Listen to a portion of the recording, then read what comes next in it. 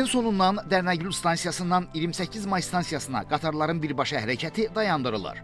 Bakı metrosunda qırmızı və yaşıl xətlərin ayrılması layihəsi çərçivəsində Cəfər Cabbarlı və Nizami stansiyaları arasında birləşdirici tunelin inşa edilməsi səbəbilə 28 may stansiyasından Dərnəgül stansiyası istiqamətinə doğru qatarların hərəkəti müvəqqəti olaraq təşkil edilməyəcək.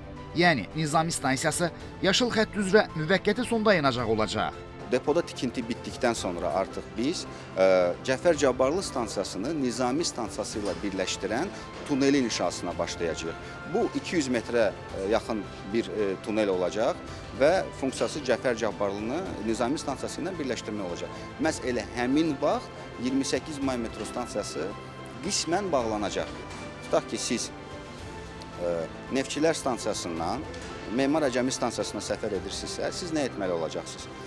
Neftçilər stansiyasından 28 may metrosuna gələcəksiniz, burada Cəfər Cabbarlı çıxışından çıxacaqsınız, alternativ nəqliyyat vasitələri ilə Nizami metro stansiyasına kimi gedəcəksiniz və oradan yenidən metro ilə səfərinizi davam edib Memar Əcəmi stansiyasına kimi gedəcəksiniz. Nizami stansiyasının birbaşa Cəfər Cabbarlı stansiyası ilə birləşdirilməsi ilə yaşıl xətt müstəqil şəkildə işləməyə başlayacaq.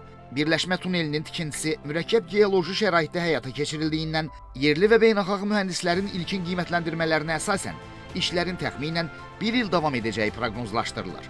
Bundan başqa, layihə çərçivəsində bu işlərə paralel şəkildə sərnişinlərin rahat keçidi üçün 28 may və Cəfər Cabbarlı stansiyalarını birləşdirəcək əlavə keçid tunelinin tikintisi də planlaşdırılır. İndiyənə kimi bunu etməməyimizin səbəbi bir deponun, Nərimanov deposunun həm yaşıl, həm qırmızı xəttə qulluq etməsi idi. Lakin bildiyiniz kimi biz yeni Dərnəgül deposunun inşasına başlayırıq. Bu Dərnəgül deposunun əsas funksiyası yaşıl xəttə qulluq etmək olacaq. Yəni yaşıl xəttin artıq özünün müstəqil deposu olacaq. Nərimanovda olan depo isə ancaq qırmızı xəttə qulluq eləyəcək. Və çox ağır geoloji şəraitdə baş verəcək bu proses. 10-11 ay ərzində inşaat başlandıqdan sonra 10-11 ay ərzində biz bu tunel inşasını bitirəcəyik.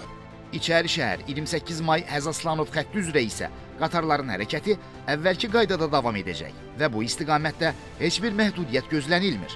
Əksinə, bu marşrutda intervalların daha da qısaldılması və xidmətin daha stabil həyata keçirilməsi planlaşdırılır. Nərmin Məmmədhəsənli, Yusif Kərimli, Xəzər xəbər.